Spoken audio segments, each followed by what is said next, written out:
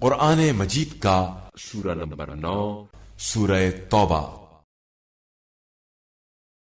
سورہ توبہ کے متعلق چند مختصر نکات تلاوت و ترجمے کے ساتھ۔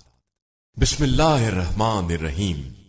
سورہ توبہ موجودہ ترتیب کے لحاظ سے قرآن مجید کا سورہ نمبر 9 اور ترتیب نزول کے اعتبار سے سورہ نمبر 113 ہے۔ یہ سورہ مدینہ منورہ میں نازل ہوا ہے۔ اسے سورہ توبہ اس لیے کہتے ہیں کیونکہ اس میں توبہ کے متعلق زیادہ گفتگو ہے۔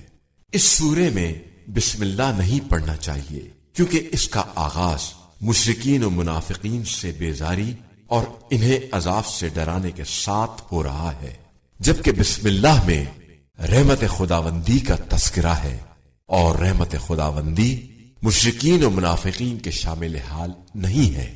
قرآن مجید کے باقی 113 سوروں میں بسم اللہ پڑھنا چاہیے۔ اس سورے کی ابتدائی آیات کی تبلیغ کے لیے رسول خدا صلی اللہ علیہ وآلہ وسلم نے حضرت ابو بکر کو مکہ مکرمہ کی طرف روانہ کیا، لیکن اللہ کی طرف سے وحی نازل ہوئی کہ اے رسول صلی اللہ علیہ وآلہ وسلم، ان آیات کی تبلیغ یا آپ صلی اللہ علیہ وآلہ وسلم خود کریں یا وہ کرے جو آپ صلی اللہ علیہ وآلہ وسلم سے ہو۔ لہذا رسول خدا صلی اللہ علیہ وآلہ وسلم نے حضرت ابو بکر کو راستے سے واپس بلا لیا اور ان آیات کی تبلیغ کی ذمہ داری حضرت علی علیہ السلام کے سپرد کی۔ آیت نمبر 19 میں حضرت علی علیہ السلام کی فضیلت بیان ہوئی ہے۔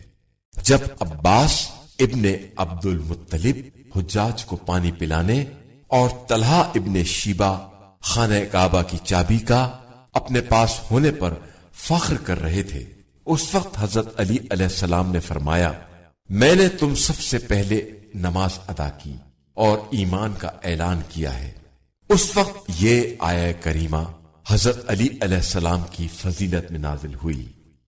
آیت نمبر 40 میں اللہ نے ہجرت کے موقع پر اپنے رسول صلی اللہ علیہ وآلہ وسلم کی مدد اور ان پر سکون نازل کرنے کو بیان کیا ہے۔